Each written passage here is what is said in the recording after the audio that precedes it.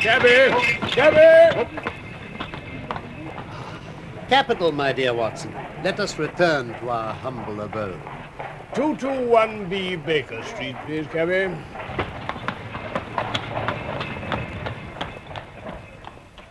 From London, we present The Speckled Band, a play for radio by Michael Hardwick, based on the short story by Sir Arthur Conan Doyle. The Speckled Band. My friend Sherlock Holmes worked rather for the love of his art than for the acquirement of wealth. Glancing over my notes of 70-odd cases, I cannot recall any with more singular features than the case of the Speckled Band. I might have placed them on record before, but for a promise of secrecy from which I've only been freed in the last month by the untimely death of the lady to whom I gave it. It began early one morning in April 1883. Good morning, madam. My name is Sherlock Holmes. Good morning, Mr. Holmes. This is my intimate friend and associate, Dr. Watson. Good morning, ma'am. Good morning, Doctor. I'm glad to see that Mrs. Hudson has had the good sense to light the fire. Pray draw up to it, madam, and I shall order you a cup of hot coffee. You're shivery. No coffee, thank you, Mr. Holmes. It is not cold which is making me shiver. What then? It is fear, Mr. Holmes. It is terror. Good heavens. You must not fear. We shall soon set matters right. Yes, certainly. But now, madam, I beg you to lay before us everything that may help in forming an opinion about this matter. The real horror of my situation seems to be that my fears are so vague, and my suspicions depend so entirely on small points which might seem trivial.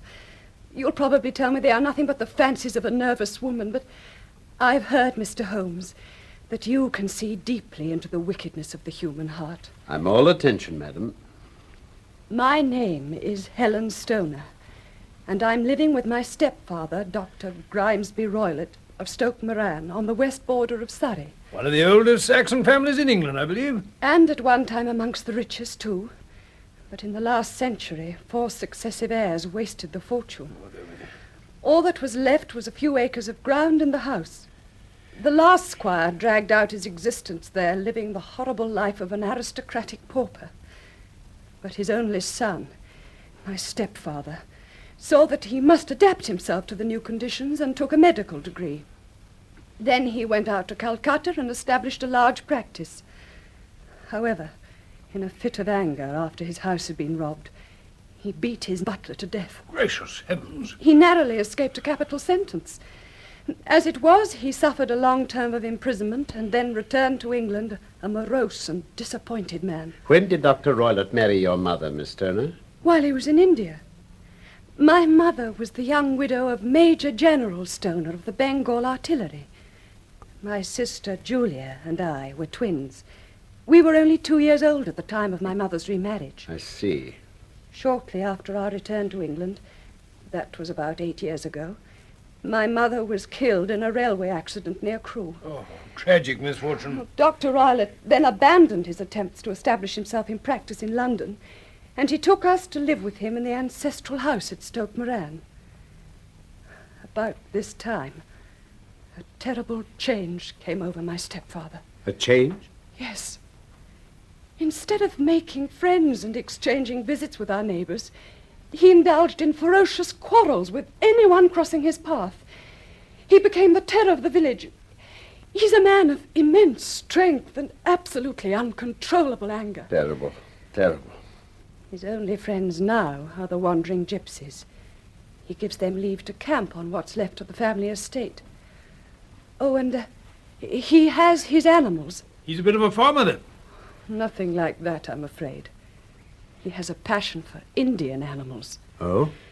At this moment, he has a cheetah and a baboon wandering quite freely over the grounds.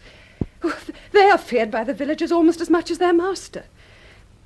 But to continue, you can imagine that I and my poor sister Julia had no great pleasure in our lives. No servant would stay with us, and for a long time we did all the housework. She was only 30 at the time of her death, but her hair had already begun to whiten, even as mine has. Your sister is dead, then? She died just 2 years ago. We have an aunt living near Harrow whom we were occasionally allowed to visit. When Julia went there at Christmas 2 years ago, she met a half-pay major of Marines and became engaged to him. My stepfather learned of the engagement when my sister returned and offered no objection to the marriage. But within a fortnight of the day which had been fixed for the wedding, the terrible event occurred which has deprived me of my only companion. Miss Stoner, pray be precise as to details at this point. Oh, it is easy for me to be so, for every event of that dreadful time is seared into my memory. Only one wing of the house is now inhabited. The bedrooms are on the ground floor. The first is Dr. Roylott's, the second was my sister's, and the third my own. There's no communication between them, but they all open out into the same corridor. Do I make myself plain? Perfectly so. Yes. The windows of all 3 rooms open out upon the lawn. That fatal night, Dr. Roylott had gone to his room early, but we could smell his strong Indian cigars. Julia was in my room chatting about her approaching wedding. At 11 o'clock, she rose to leave me. Helen, darling. Yes, dear? Tell me, have you ever heard anyone whistle in the dead of night? Whistle? No, never. Why are you asking? Because during the last few nights at about 3 a.m, I've kept hearing a low, clear whistle. It seems to be from the next room, or perhaps from the lawn. I thought I'd just ask you whether you'd heard it. Well, no, I haven't. It must be those wretched gypsies in the plantation. Yes, very likely. And yet, if it were on the lawn, I wonder you didn't hear it also.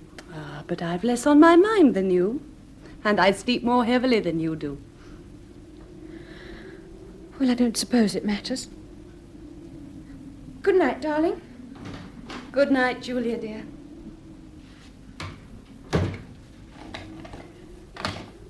Just one moment, Miss Stoner. You locked the door after your sister? Yes, I did. Was it your custom always to lock yourselves in at night? Always. I was there. Well, I mentioned that Dr. Roylott keeps a cheetah and a baboon. We wouldn't have felt safe unless our doors were locked. Ah, quite so. Pray continue, please. Well, I couldn't sleep that night. I had a vague feeling of impending misfortune. My sister and I were twins, you know. We seemed to be very closely bound. Yes, often the case. It was a wild night, with the wind howling and the rain beating against the windows. Suddenly, over all the hubbub of the gale, I heard the wild screams of a terrified woman. I knew it was my sister's voice. I rushed into the corridor. As I opened my door, I seemed to hear a low whistle, and then a clanging sound as if a mass of metal had fallen. My sister's door was unlocked and revolved slowly upon its hinges. I was rooted to the spot, not knowing what was about to issue from it. Then, by the light of the corridor lamp, I saw my sister coming out, with her face blanched with terror, her hands groping for help, her whole figure swaying to and fro like a drunkard.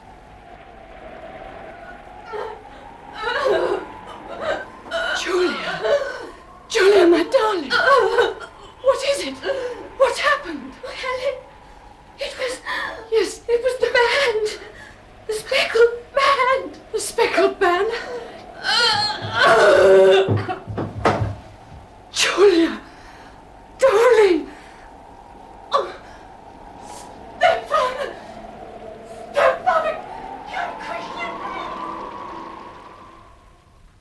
When he reached my sister's side, she was unconscious. She slowly sank and died without recovering. And such was the dreadful end of my beloved sister. A terrible story, ma'am. What conclusions did the coroner come to, Miss Turner? He was unable to find any satisfactory cause of death. My evidence showed that Julia's door had been fastened on the inside, and the windows were blocked with old-fashioned shutters with broad iron bars. The walls were carefully sounded, and they were found to be quite solid all round. The floor was also examined with the same result. The chimney? It's wide, but it's barred up by 4 large staples. Were there any marks of violence on her? None. How about poison? The doctor examined her for it, but there was nothing. Miss Turner, what did you gather from this allusion to a band? A speckled band? I've sometimes thought it was merely the wild talk of delirium, but it may have referred to some band of people. The gypsies? It had crossed my mind. I don't know whether the spotted handkerchief some of them wear over their heads might be described as speckled bands. These are very deep waters. Pray go on with your narrative. 2 years have passed since then, Mr. Holmes. My life has been lonelier than ever until just lately.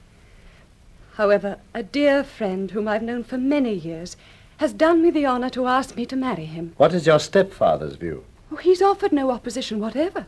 I see. But 2 days ago, some repairs were started in the west wing of the building.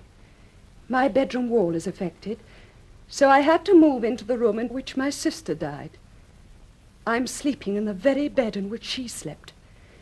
So you can imagine my terror last night as I lay awake thinking of her terrible fate, when I suddenly heard in the silence of the night the low whistle which had been the herald of her own death. Oh, great heavens. I sprang up and lit the lamp, but nothing was to be seen in the room. I was too shaken to go to bed again, however, so I got dressed, and as soon as it was daylight, I slipped down to the Crown Inn and got a dog cart to drive me to Leatherhead. My one object was to see you, Mr. Holmes, and ask your advice. You have done wisely, but we haven't a moment to lose. Now then, if we were to come to Stoke Moran today, would it be possible for us to see over these rooms without your stepfather's knowledge? Yes. As it happens, he was speaking of coming into town today on some important business. Excellent.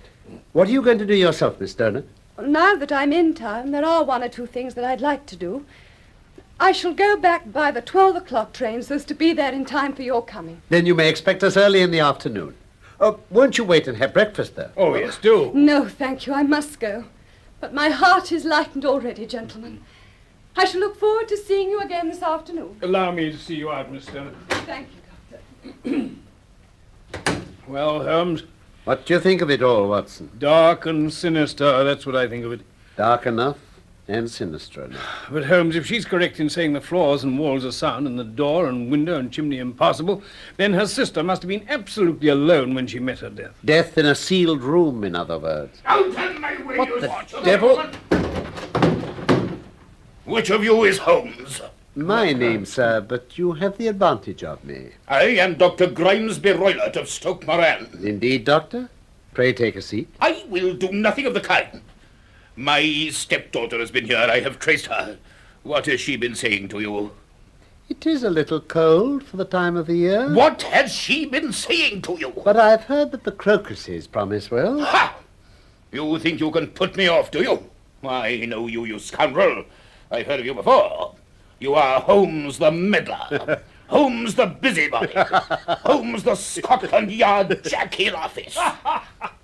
Your conversation is most entertaining, Dr. Roylott. When you go out to close the door, there's a decided draught. I will go when I have had my say. Don't you dare to meddle with my affairs. I know the girl has been here. I'm a dangerous man to fall foul of. See here. I'll show you how I can bend a poker and how I could bend you for 2 pins.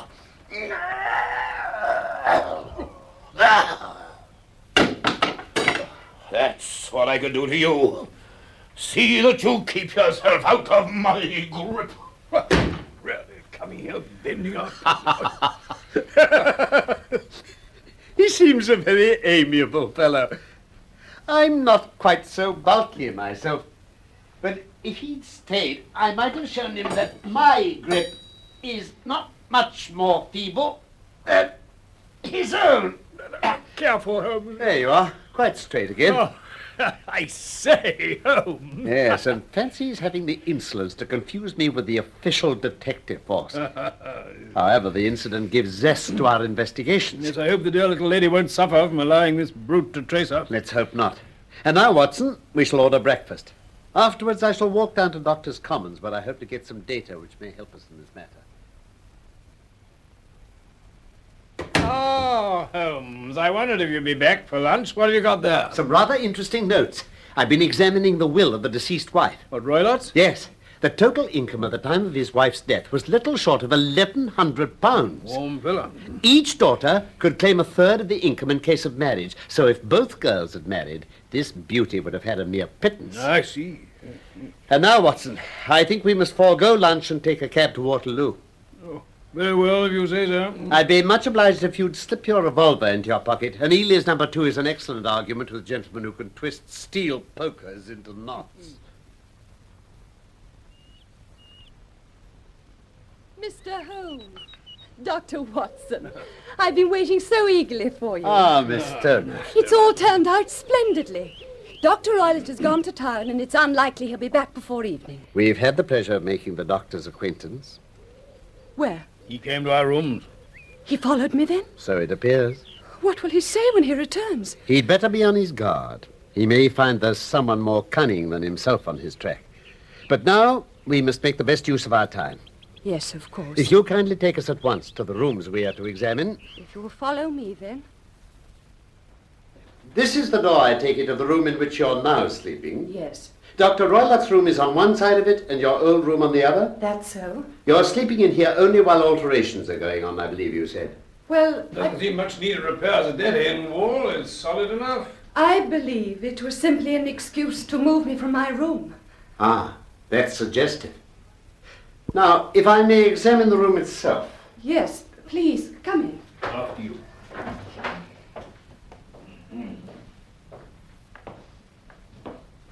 I see. Now, there are the shutters you close over the windows at night. Yeah, strong enough by the look of them. Solid iron hinges. Nowhere to get a knife through to raise the bar. I believe you're correct, Watson. Oh, what else have we? Oh, what is that over the bed? Bell rope? Yes, it rings in the housekeeper's room. It looks newer than the other things here. Yes, it was only put there a couple of years ago. Oh? Let me have a look at it. Huh. This bell rope is a dummy. Look, you can see it's fastened to a hook just above the little opening of the ventilator. How very absurd. I never noticed that before. There are one or two very singular points about this room.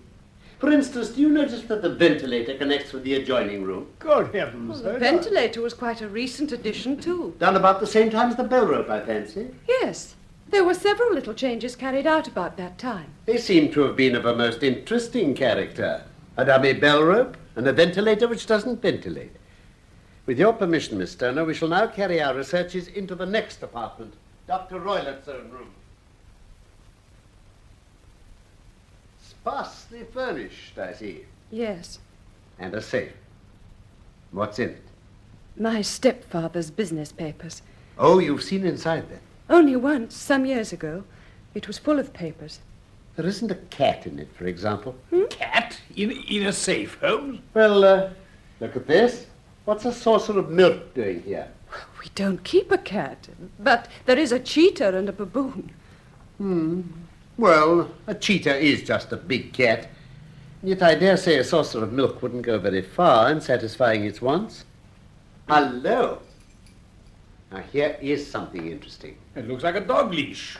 Curled upon itself and tied to make a loop of whipcord. What do you make of that, Watson? Well, it's a common enough object, but I don't know why it should be tied like that. That isn't quite so common, is it? Ah, me. It's a wicked world. And when a clever man turns his brain to crime, it's the worst of all. Now, Miss Stoner, it's very essential that you should absolutely follow my advice in every respect. Your life may depend upon your compliance. I assure you I'm in your hands. In the first place, my friend and I must spend the night in your room. It must be so. Let me explain. I believe that is the village inn over there. Yes, that is the Crown. Very good. You must confine yourself to your room with a headache when your stepfather comes back. When you hear him retire for the night, you must open the shutters of your window, undo the hasp, put your lamp there as a signal to us, and then withdraw into the room which you used to occupy.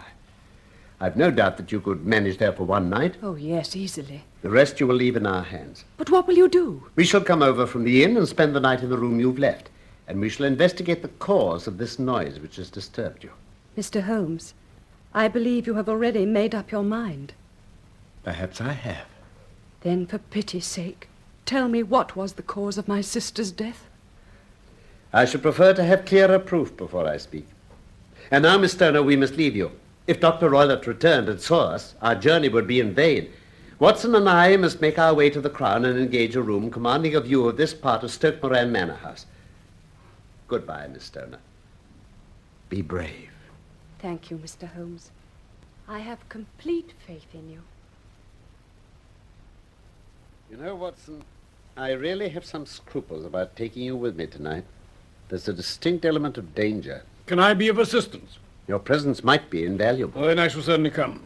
It's very kind of you. You speak of danger, Holmes. You've evidently seen more in these rooms than I did. No, I imagine you saw as much as I.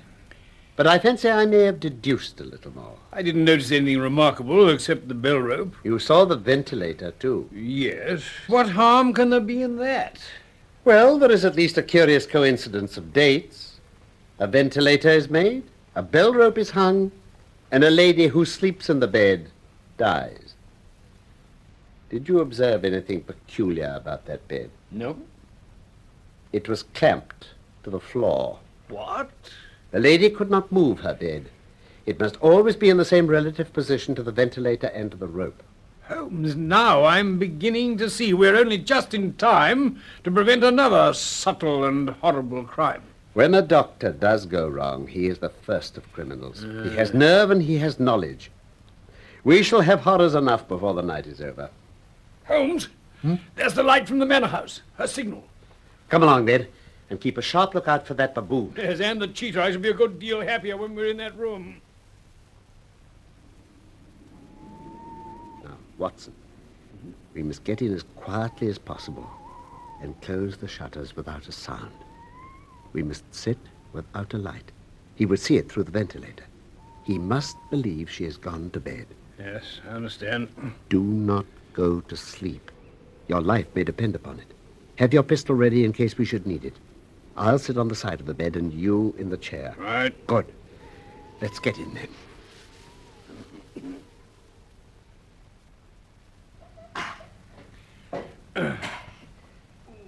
Excellent.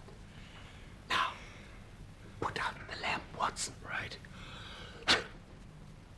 Good. Now then, quite still. Not a sound. Holmes, something's happening. A lantern's been lit in the next room. Yes, I see. Listen. What is it? Right, Watson. Stay where you are. I'll light the candle.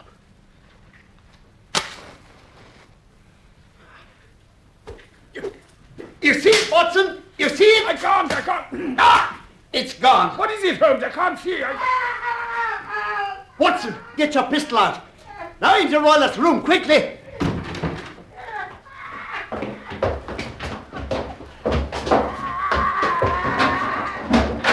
Look at him. Look at his head. Wrapped around it. The band. The speckled band. It's a swamp adder, the deadliest snake in India. He's dead already. Careful, Holmes. There's the dog leash in his lap. I've got it. Now then, to slip the noose round this reptile's neck like... That's got him! Got him. And if you'll open the safe door as quickly as you can, a little wider, we'll pop it inside like that. Close the door quickly. Oh, with the greatest pleasure. Now we must remove Miss Turner to some place of shelter and let the county police know what's happened.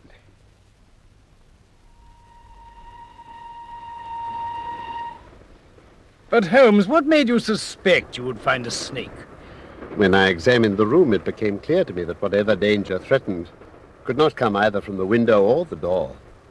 The discovery that the bell rope attached to the ventilator was a dummy and that the bed was clamped to the floor instantly made me suspicious that the rope was there as a bridge. The idea of a snake occurred to me instantly, and when I coupled it with my knowledge that Dr. Roylott was furnished with a supply of creatures from India, I felt sure I was on the right track. Yes, of course, I see. It would be a sharp-eyed coroner, indeed, who could distinguish the two little dark punctures which would show where the poison fangs had done their work. Well, what about the whistle? That was the next thing I thought about. He would put the snake through the ventilator with the certainty that it would crawl down the rope and land on the bed. But he couldn't be sure that it would bite the occupant of the bed. She might escape every night for a week before she fell a victim. Therefore, he had to be able to recall the snake before the morning light, or she would have seen it. So he trained it, probably by the use of the milk which we saw, to come back to him when he whistled to it. A snake charmer, eh? Something of the kind. When I saw the safe, the saucer of milk, and this loop of whipcord, any doubts I might still have had were dispelled. So the metallic clang Was obviously caused by her stepfather hastily closing the door of his safe on his terrible occupant. Holmes, Yes, Watson? you know, I'm just beginning to feel rather thankful that I didn't know any of this before we settled down in that room in the dark. When I think of that creature sliding down the bell rope towards us... Well, at least I sat on the bed and gave you the chair. Yeah, so you did. And you knew what to expect, too. As soon as I heard the creature hiss, I knew for certain what we were up against. I don't mind admitting I was glad to get that candle lit and use my stick on the brute. With the result of driving it through the ventilator. And also with the result of causing it to turn on its master at the other side. Some of my blows got home upon it and must have roused its snakish temper. It fled through the ventilator and fastened upon the first person it saw. No doubt I'm indirectly responsible for Dr. Grimesby-Roylott's death. But I can't say it's likely to weigh very heavily upon my conscience.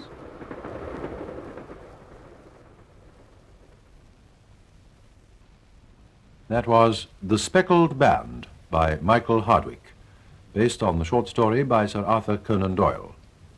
Sherlock Holmes was played by Carleton Hobbs, and Dr. Watson by Norman Shelley. Production for the BBC was by Robin Midgley.